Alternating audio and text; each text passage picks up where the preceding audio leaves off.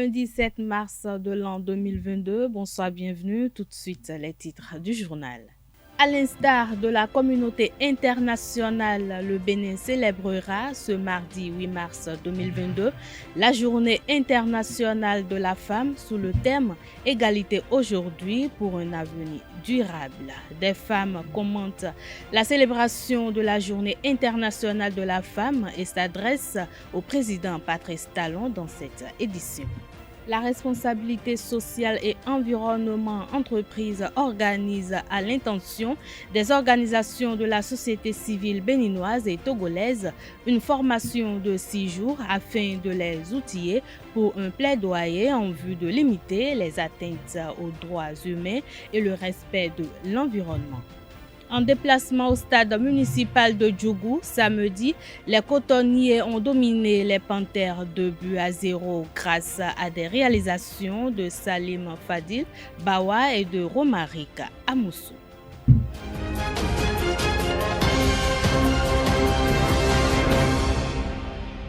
À nouveau, bonsoir. À l'instar de la communauté internationale, le Bénin célébrera ce mardi 8 mars 2022 la journée internationale de la femme sous le thème « Égalité aujourd'hui pour un avenir durable ». En prélude à la célébration, la ministre des Affaires sociales et de la microfinance, Véronique Toyin-Fodé, a rendu public un message dans lequel les efforts faits par le gouvernement du président Patrice Talon ont permis de rendre à la femme béninoise toute sa lettre de noblesse. À cet effet, je vous invite à suivre quelques citoyens de la ville de Cotonou, en particulier les femmes du marché Bégamé qui commentent cette journée et s'adressent au président Patrice Talon. Suivez-les au micro de Nassirina Fatoumbi, Atifa Olafa et de Jeff Terungue. C'est une journée au cours de laquelle on valorise la femme ici. Il y a des bagnes que les dames prennent même dans les marchés, elles coudent et puis on fait la fête entre femmes, on nous valorise, on nous donne de la valeur, on nous célèbre en quelque sorte.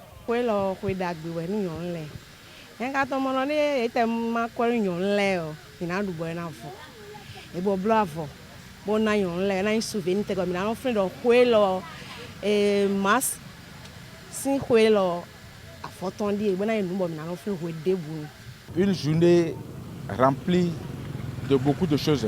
Parce que quand il s'agit de la femme, moi j'adore. Et ce qui m'énerve, certaines femmes ne veulent pas reconnaître la valeur intrinsèque que Dieu leur a donnée. Elles ont une valeur. Parce que la femme, c'est la vie. Ceux qui ont instauré cette journée-là ne sont pas bêtes. Seulement qu'ils n'ont pas bien réfléchi à l'accompagnement. Parce qu'il y a d'autres femmes qui souffrent dans les foyers, dans les maisons, un peu partout, dans les marchés. Il y a d'autres femmes qui souffrent. Surtout, donc c'est à cause de ça que j'ai instauré la journée pour rendre hommage à ces femmes-là. Donc s'il s'agit de cette journée, moi je suis preneur. La journée des femmes, c'est une journée que nous aimons beaucoup. Les femmes du marché là, avant nous préparons la fête nous-mêmes dans le marché et nous fêtons ça. Mais aujourd'hui, comme il n'y a pas de vente, il y a mes ventes, les femmes ne vendent plus, les choses sont chères, on n'a pas pu réaliser quelque chose.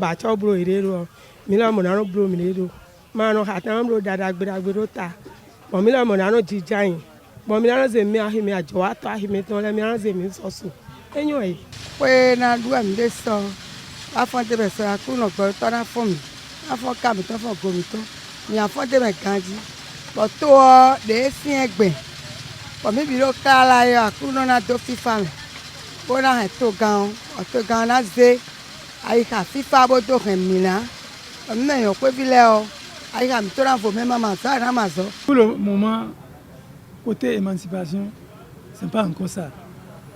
Mais on voit la chose venir. C'est aux femmes de se battre. Vous avez vu, c'est à elles de se battre parce que rien n'est facile. Elles font 52%. Mais pourtant, elles sont marginalisées. Donc, c'est toujours l'homme qui est au cœur de tout.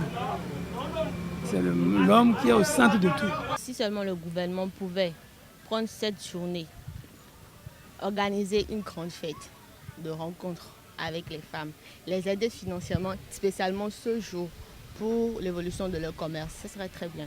Je ne sais pas pourquoi l'État ne s'implique plus dans cette affaire. Sinon, avant là, on a su que l'État même mettait de l'argent où on va imprimer des pailles, des tissus pailles pour offrir ça aux femmes. Mais aujourd'hui, je ne sais pas si c'est manque d'argent ou bien quel problème, ou bien si c'est trop de soucis, ou bien ces dirigeants n'ont plus de femmes chez eux, ils n'ont qu'à nous le dire. Parce que c'est une journée qu'on doit prendre pour rendre hommage aux femmes grand âge, surtout celles qui sont dans les foyers, qui souffrent dans les foyers. Le gouvernement peut faire autre chose en dehors de partager des pailles, organiser. Le gouvernement peut organiser la fête, inviter les femmes pour se distraire avec toute leur joie. Les orchestres peuvent venir pour faire chose là aux femmes. Le gouvernement peut faire ça.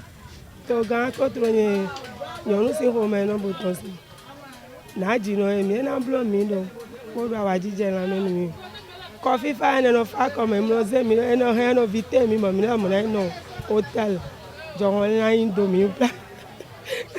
My John Domila Morano, Fivano Plazime. Cabi anyway.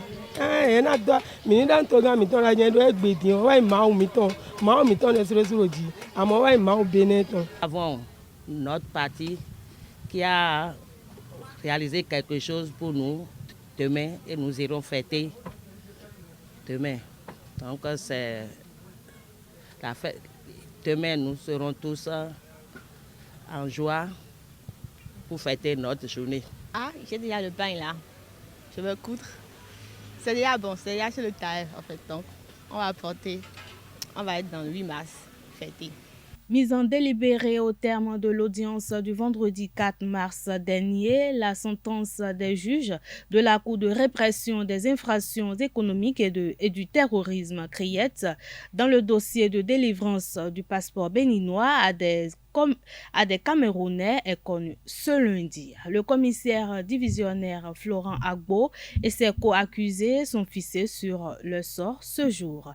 L'ex-directeur de l'immigration et de l'immigration Florent Agbo est poursuivi pour abus de fonction dans une affaire de passeport délivré à 6 Camerounais. Ses avocats ont plaidé la relace pure et simple. 22 personnes, dont des intermédiaires, des Camerounais et de nombreux policiers sont impliqués dans ce dossier qui remonte à mi-décembre. Le commissaire divisionnaire est condamné à 10 ans de prison et 5 millions d'amende. La responsabilité sociale et environnement entreprise organise à l'intention des organisations de la société civile béninoise et togolaise une formation de 6 jours afin de les outiller pour un plaidoyer en vue de limiter les atteintes aux droits humains et le respect de l'environnement. Ouvert ce matin, cet atelier reçoit une vingtaine de participants venus du Bénin, du Togo et du Sénégal afin de créer un réseau région dédié à la question. Atteinte aux droits humains et à l'environnement. Quelle responsabilité des entreprises? C'est le thème de la formation organisée par RSE Bénin en collaboration avec SERPA, RSE EPD et l'organisation Lumière Synergie du Sénégal. Ouvert ce 7 mars, cet atelier abordera plusieurs aspects pendant 6 jours. On organise cette formation sur 6 jours afin de travailler sur les concepts de responsabilité civile des entreprises, de devoir de vigilance et surtout de la responsabilité des entreprises en ce qui concerne les atteintes aux droits humains et à l'environnement. Le but des différents modules de formation, c'est de comprendre quel est le cadre aujourd'hui international, en tout cas des modules dont je vais me charger, de montrer comment ce cadre international est aussi façonné par des intérêts économiques et quel pourrait être le rôle de la société civile, des États, pour participer à façonner aussi ce cadre juridique. C'est donner des outils à la fois de compréhension du cadre actuel et aussi de ce qui pourrait se construire, de ce qui est en train de se construire pour encadrer l'activité des entreprises. Le ministère béninois en charge du plan et du développement se réjouit de la tenue de cette formation qui aborde un thème important pour la vie de la nation. Je voudrais, au nom du ministre d'État chargé du développement et de la coordination de l'action gouvernementale, vous remercier d'avoir répondu présent à cet atelier de formation sur la responsabilité sociale des entreprises et le devoir de vigilance. Je voudrais, avant tout propos, exprimer ma satisfaction à l'endroit du RSE Bénin et de son consortium pour avoir organisé cet atelier d'envergure qui rassemble aussi bien les acteurs de la société civile béninoise que togolaise qui œuvrent inlassablement pour le rayonnement de la RSE. En effet, la responsabilité sociétale des entreprises, qui est l'intégration volontaire des préoccupations sociales et environnementales aux activités commerciales et aux relations avec toutes les parties prenantes, internes et externes des entreprises, apparaît de nos jours comme un enjeu très capital pour la promotion et la gouvernance des entreprises. RSE Bénin tient ainsi sa première activité en présentiel depuis un bon moment. Cette formation s'inscrit dans le cadre de la mise en œuvre du projet développer les capacités civiles au Bénin, au Togo, au Sénégal pour faire respecter par les entreprises les droits humains et le droit de l'environnement et permettre la mise en place de politiques publiques plus protectrices. Ce projet est cofinancé par l'Agence française pour le développement, l'AFD, et l'organisation Sherpa. Dans cette perspective, je salue les différents communicateurs et modérateurs choisis et qui se sont rendus disponibles pour la tenue effective de cette activité. Cap est mis sur le 12 mars prochain pour la constitution d'un réseau dans le but de défendre cette thématique. Sherpa et RSE PED France, partenaires de RSE Bénin, présentent leurs expériences au micro de Carles Kitome. Par exemple, Sherpa, depuis les années 2010, a porté une réforme qui s'appelle le devoir de vigilance des sociétés mères et des entreprises donneuses d'ordre, qui impose des nouvelles obligations de prévention sur les maisons mères des multinationales qui se situent en France. Et ces nouvelles obligations portent non seulement sur leurs activités en France, mais aussi sur leurs activités à l'étranger. Et si elles ne respectent pas ces obligations, ça permet à toute personne affectée de saisir la justice française. Et ça, c'est un mécanisme pour lequel Sherpa a plaidé avec tous ses partenaires français et qui aujourd'hui participe du cadre national en France et qui alimente également des travaux au niveau international.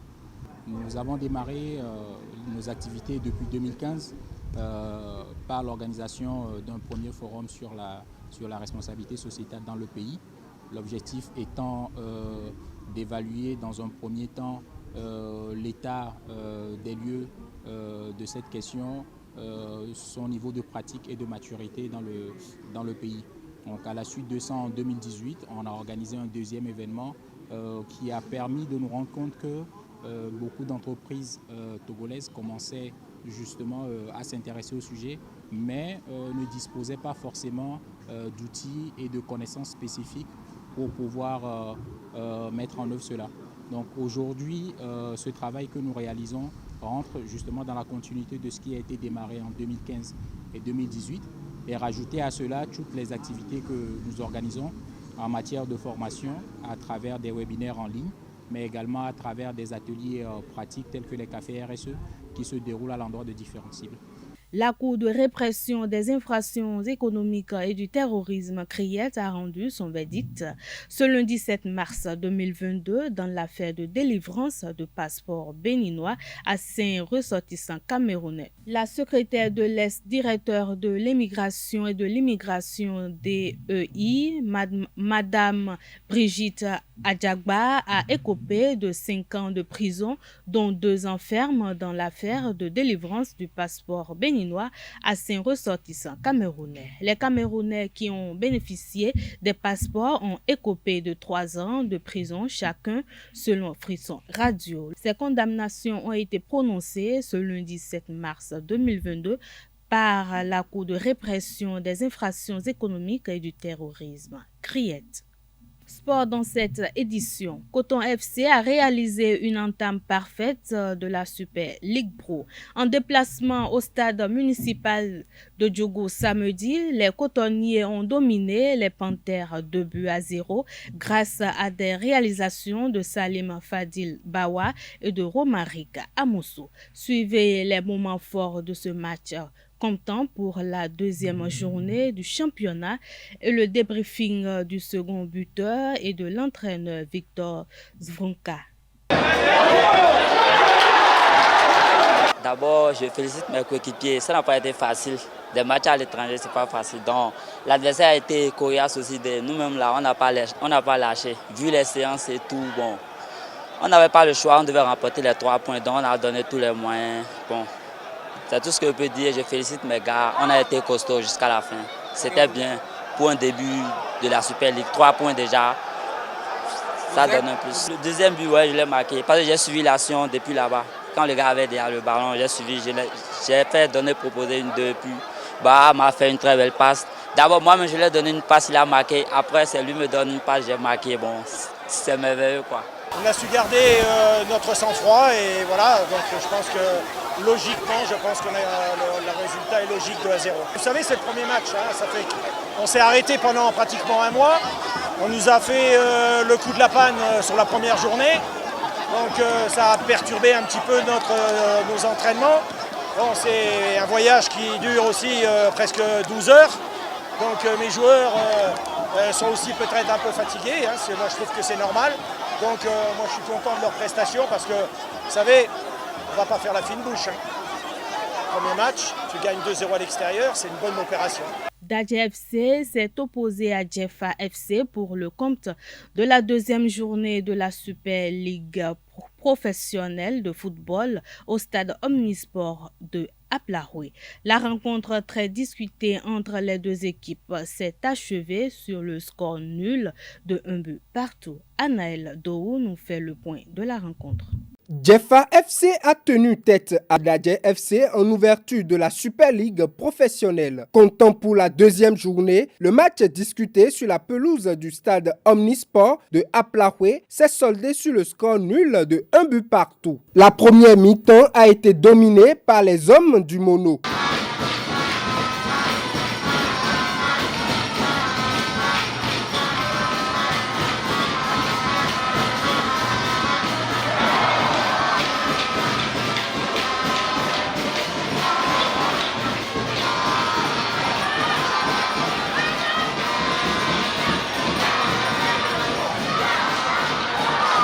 Après plusieurs tentatives, Dadje FC finit par trouver les filets à la 32e minute avec Narcisse Aguia.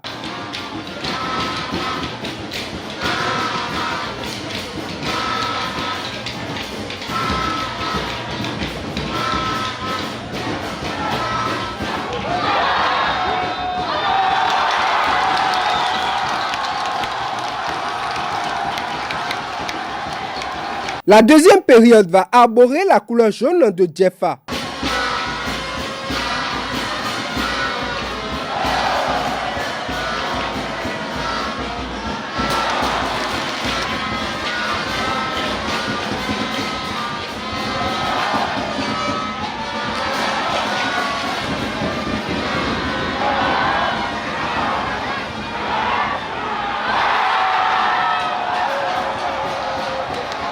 À À la 63e minute, Fano Kokouvi va heurter le dernier rempart de Dadje FC. Le joueur touché à la tête a été obligé de sortir pour les soins.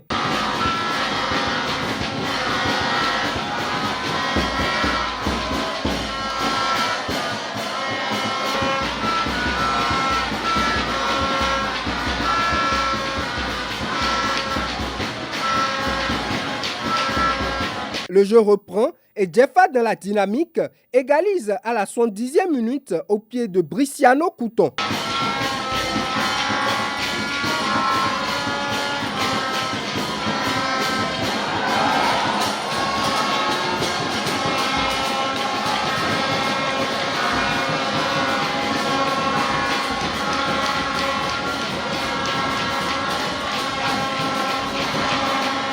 L'équilibre en fin de match ne va pas permettre de mieux faire. La rencontre va s'achever sur le score nul de 1 but partout, partageant les points aux deux équipes pour cette ouverture de la Super League professionnelle.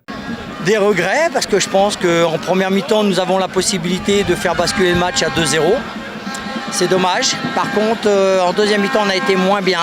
Certainement dû aussi à un adversaire qui nous a mis un peu plus de pression, qui nous a forcé donc à jouer différemment. Et on n'a pas su, je dirais, se sortir de cette situation qui était une zone de pressing assez un peu plus haute. C'est dommage, mais je trouve qu'il faut qu'on se serve de ça pour essayer d'être meilleur demain. C'est un bon score pour nous. On était face à un adversaire qui, il faut le souligner, joue pour le titre. Donc c'était une équipe redoutable qui était athlétiquement fort et aussi, il faut le souligner, sur le plan tactique. Donc ceci nous a beaucoup gêné en première partie. Donc nous avons fallu repositionner les pions avec quelques remplacements et voilà, nous sommes revenus dans le jeu. Il faut le souligner, c'était un très grand match. Après 2 ans d'interruption, la grande tournée des 100 filles s'est tenue le vendredi 4 mars 2022. Pour cette édition, les filles ont été au contact de 4 femmes inspirantes du pays comme Safiatou Chanou, Christiane Kodjo, Tossou et bien d'autres. Suivez le reportage intégral de cette tournée avec Anaëlla Dou. Les fruits ont tenu la promesse des fleurs pour l'édition 2022 de la grande tournée des 100 filles. Venues de 4 collèges, les Kougama, Jean Piaget, Labelle et Bomberger, les filles sont allées à la rencontre de 4 femmes au parcours élogieux. La première, Betty Guédégbé Marcos, ingénieure agronome et promotrice des jus Tilou à Alada. C'est développement. Quand je quitte mon bureau le soir, je rentre à la maison. Ce mot-là, c'est comme quand on fait un travail et on le fait. Et par exemple, on vous demande dans une entreprise de déplacer ce portable, de le mettre ici, de le déplacer ici, de le mettre. Même quand vous dormez, ça vous revient. Mais quand vous travaillez à la FAO, le PUD, ceci et cela, eux, ils écrivent développement là, on n'a plus en finir. Développement, développement, développement, développement. Et quand j'entends ça dans ma tête, je me demande si je fais vraiment le développement. Et c'est ça qui m'a motivé à tout laisser tomber et dire je vais aller voir ce que c'est que le développement et dans le milieu rural et dans l'agriculture comme je l'ai appris. Et je suis partie. Je dis souvent quelque chose à mes enfants que je vais vous dire ici. Je dis, il faut maintenant là, que je mette quelque chose dans ma tête.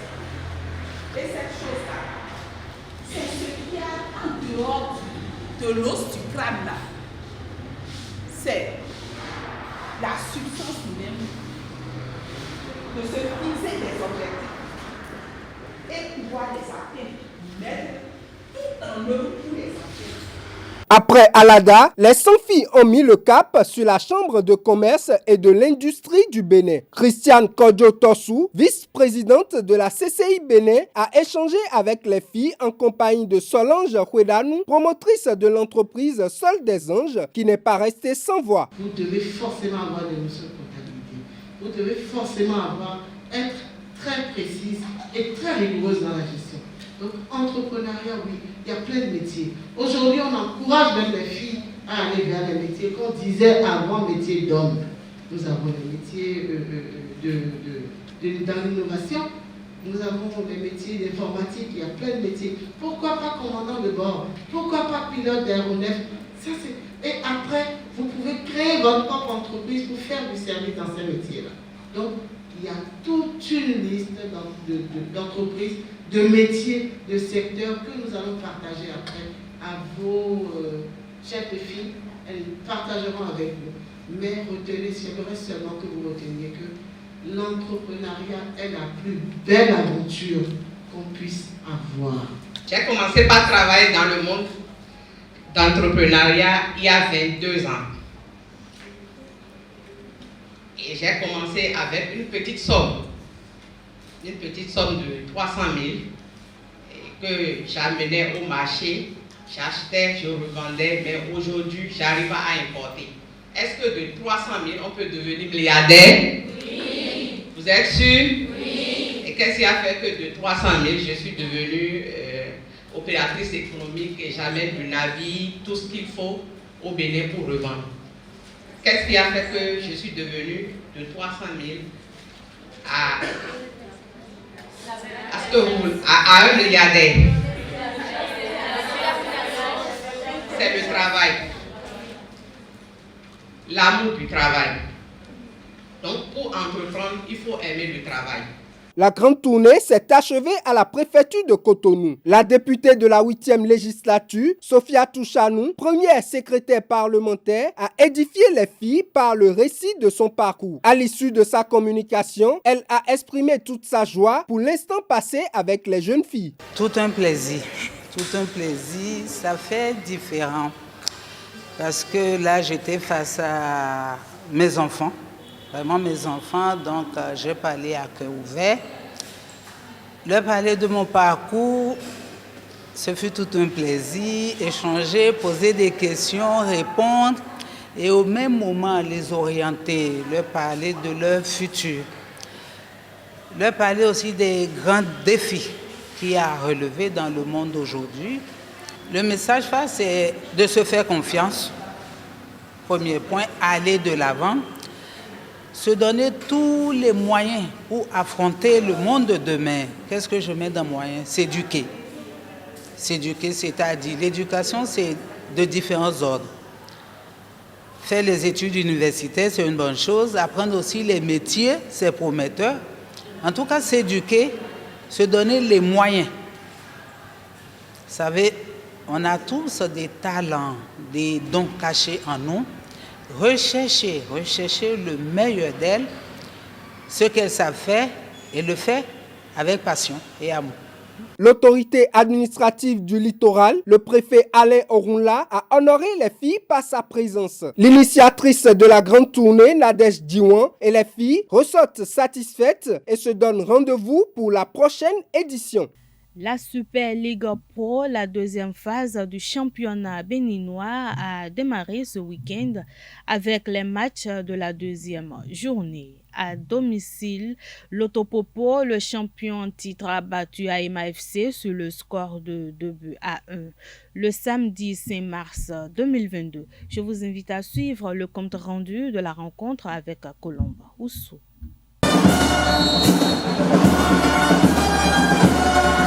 L'Autopopo, le champion en titre, ne se laisse pas surprendre à l'entame de la Super Ligue professionnelle de football. Mené au score en première mi-temps par AEMA FC, il remporte le gain de la partie in extremis. Surpris à la 41e minute par un pénalty transformé par Idriss Bakari.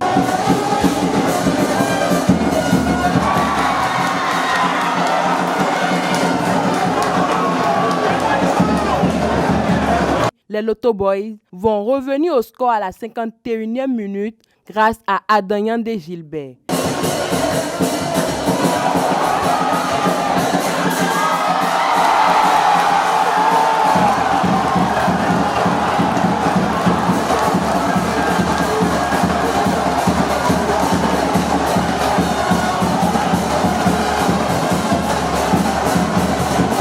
L'Auto FC va reprendre l'avantage dans les temps additionnels par l'entremise de Vigny Nous Bienvenue, servi par Faisal Bachir.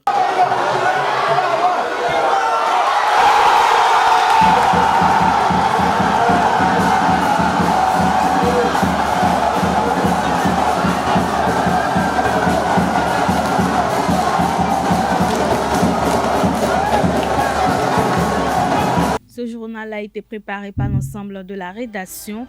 Merci de votre aimable attention. Passez une excellente soirée. Bonsoir.